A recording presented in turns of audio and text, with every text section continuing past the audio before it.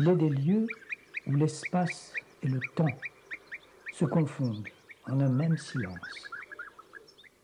Il nous enseigne humblement que la nature est vaste et qu'elle seule dispose de l'éternité.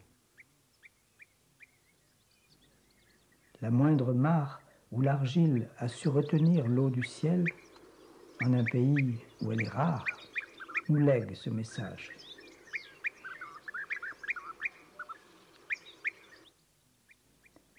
Les traces d'une faune furtive ont fait de ces bords le passage obligé de leur divagation. Celle du sanglier en écrase d'autres, plus ténues. Et c'est là, sous le balai des libellules, que l'abeille vient boire. Tout inviter le potier à laisser trace, à son tour, de son bonheur à remuer l'argile, comme si, offerte à l'imprégnation de ses rêves, l'argile n'était là, depuis des siècles, que pour en garder mémoire.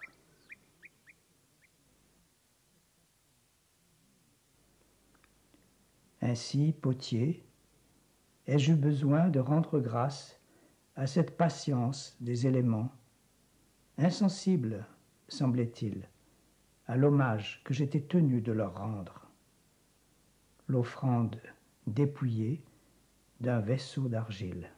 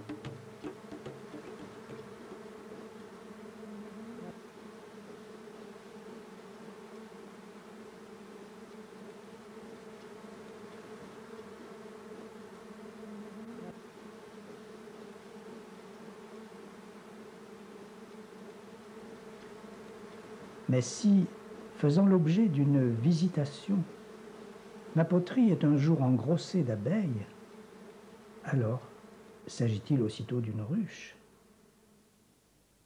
Tel fut du moins l'événement d'une fugue en Espagne, passée dans la fréquentation d'un site désolé où l'abeille allait donner un sens à mon aventure.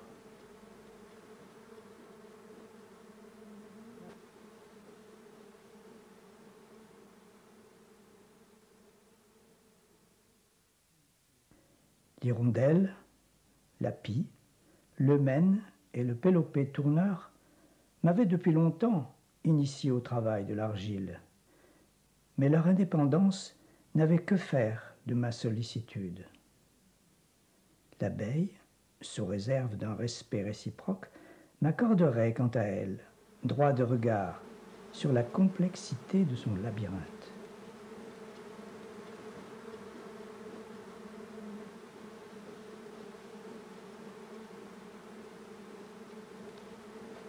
Il importait donc de lui consacrer un habitacle en tout point conforme à son écologie, une niche d'ombre étanche et stable qui sût protéger son foyer du soleil, de la pluie et du vent.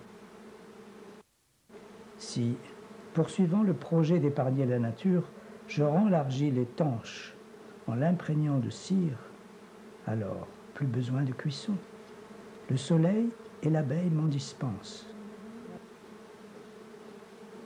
Prédateur parmi les prédateurs, je n'ai pas su m'astreindre au seul détachement de la méditation. Plus friand que l'ours, la fouine ou le pivert, poursuivant les essaims, j'ai souvent battu la campagne. Au foyer d'un territoire dont elle prospecte ardemment l'étendue, l'abeille me rend jaloux de sa délectation. Et c'est l'émanation de tout un paysage que diffusent un soir d'été les effluves d'une ruche.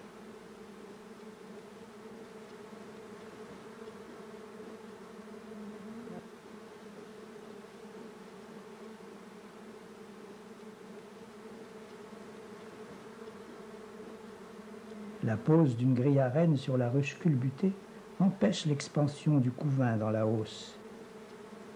La réserve de miel s'y trouvera bientôt rassemblée.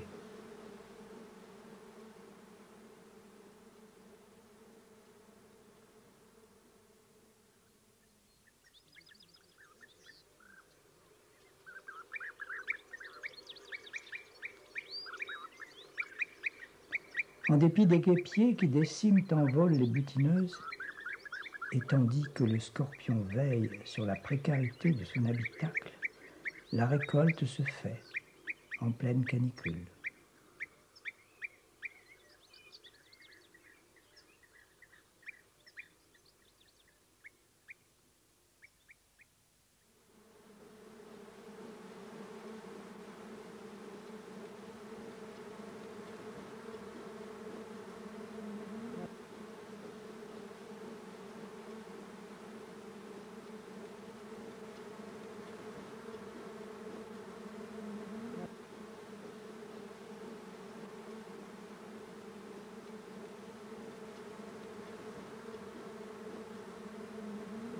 Alors, sans autre artifice que celui d'une vitre, je ferai de la hausse un four solaire, où je verrai, dans une généreuse débâcle, s'effondrer les rayons sous la coulée du miel. C'est l'accomplissement d'un rite où miel et soleil se confondent.